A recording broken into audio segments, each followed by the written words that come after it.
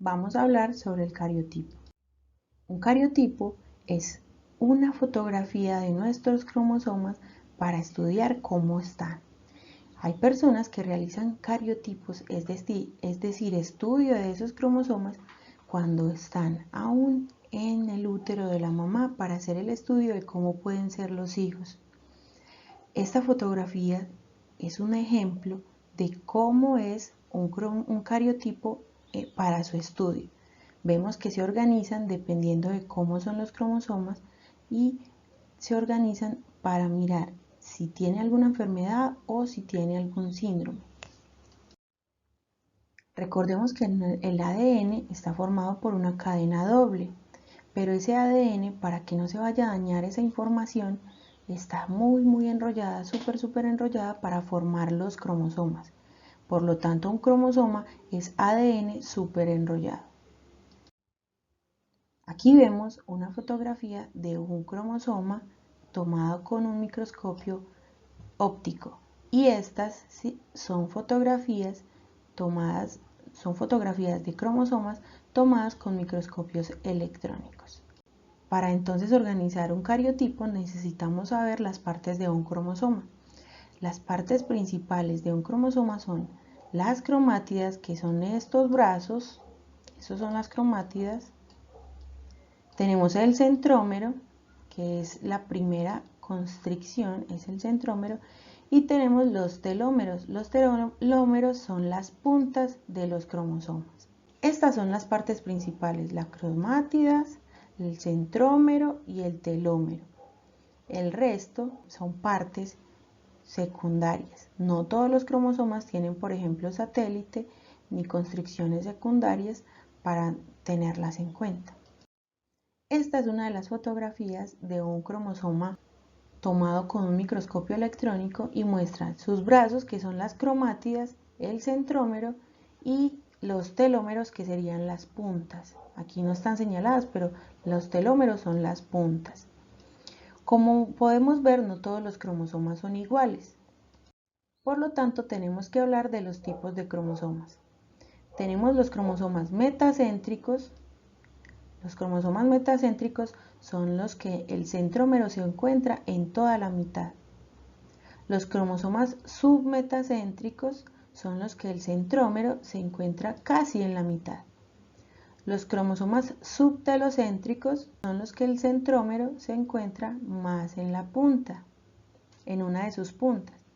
Y los cromosomas telocéntricos son los que el centrómero se ubica completamente en toda la punta.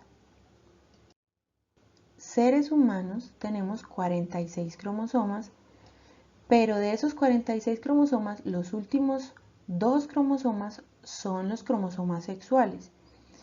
En el caso de las mujeres, los 2 cromosomas sexuales son XX, y en el caso de los varones, los 2 cromosomas sexuales son X y Y. ¿Cómo se organiza entonces el cariotipo? Estos cromosomas se deben organizar de acuerdo al tamaño.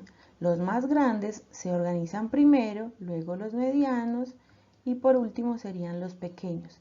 Pero hay una excepción, la excepción de los cromosomas sexuales, que siempre se ubican al final. Para organizar el cariotipo tenemos el grupo A, que son los cromosomas, los pares 1 al 3, que serían todos metacéntricos o submetacéntricos. Para el grupo B son los cromosomas, los pares de cromosomas 4 y 5, todos ellos son submetacéntricos. En el grupo C serían el más grande, que son los cromosomas del 6 al 12, los pares del 6 al 12, todos son submetacéntricos. El grupo D son los cromosomas del 13 al 15, todos son acrocéntricos. Acrocéntricos es lo mismo que telocéntricos, es decir, que tienen un solo brazo. La otra puntica, el centrómero está casi en la puntica. El grupo E son los cromosomas, los pares 16 al 18, todos son submetacéntricos. El grupo F, los cromosomas 19 al 20, también son submetacéntricos, pero son más pequeños. Y el grupo G son los cromosomas de los pares del 21 al 22 y el cromosoma Y.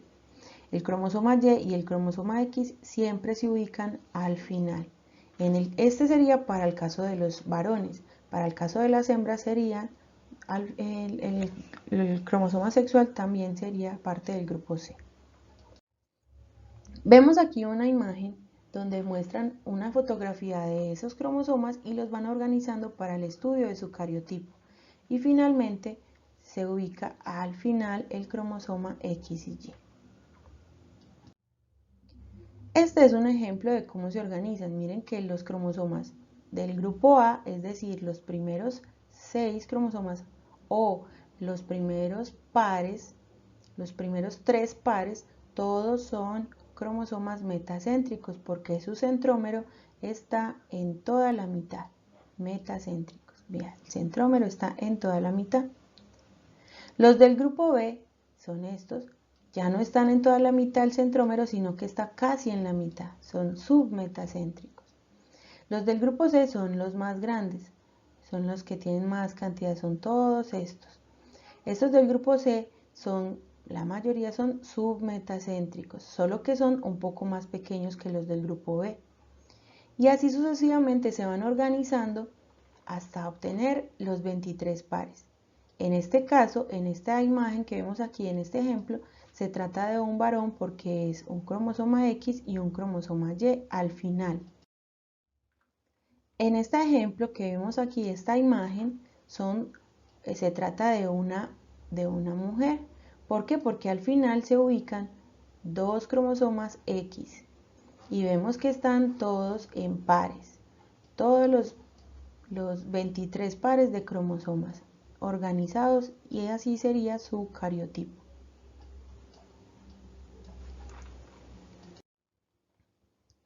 Este otro ejemplo que vemos acá también se trata de un varón. Es un varón porque tiene un cromosoma X y un cromosoma Y al final. Un varón sano porque tiene todos sus cromosomas en pares. Si vamos a hablar de los síndromes, el síndrome de Klinefelter, por ejemplo, tiene un cromosoma adicional. No tiene 46 cromosomas, sino 47 cromosomas. Y es un cromosoma X adicional. Esta es una trisomía de cromosoma del sexo. En este caso, el macho es estéril. Los niveles de testosterona son muy bajos y van disminuyendo cada vez que va avanzando el tiempo. El pene es muy reducido y tiene hipogonadismo, es decir, que sus gónadas o sus testículos son muy pequeños. En este caso, muchos de los varones tienen escoliosis, es decir, problemas en la columna vertebral, senos agrandados, distribución femenina de las grasas corporales, por ejemplo, cuando tienen más grasa, esas grasas se van hacia las caderas, los brazos y las piernas son más largos y son entre 2 y 5 centímetros más altos de lo normal. Tienen una condición psicológica anormal, ya sea en el trabajo o en la vida personal, casi siempre están regidos por el alcoholismo, por un comportamiento antisocial, son un poco agresivos y tienen mucha depresión. Algunas variantes de este síndrome son cuando obtienen un cromosoma adicional, además del X, un Y, o pueden ser también XXXY o XXXXY. A mayor número de cromosomas X adicionales, aumenta la severidad de los síntomas y produce evidente retraso mental. ¿Cómo se vería un cariotipo del síndrome del Klinefelter? Sería todos sus cromosomas en pares organizados, pero al final tendríamos un cromosoma X adicional. En este caso solo son varones. Esto ocurre porque cuando llega el momento de la fecundación, puede ser que el espermatozoide del padre venga con un cromosoma X adicional y al unirse se forma el XXY. O también puede ser generado porque la mamá en su óvulo tiene 2 cromosomas X, un cromosoma X adicional y cuando se unen forma el XXY. En el caso del síndrome del supermacho, el síndrome del XYY, también tienen un cromosoma adicional, un cromosoma sexual adicional, pero en este caso ya no sería el cromosoma X adicional, sino el cromosoma Y adicional. En este caso los machos sí son fértiles, tienen un desarrollo normal de los testículos, pero tienen muy alto nivel de testosterona, lo que los hace más altos de lo normal y un poco más agresivos. Para el síndrome de Turner, esta sería una monosomía, es la única monosomía viable para el ser humano. En este caso, este síndrome muestra que tiene no 46 cromosomas, sino que tiene 45.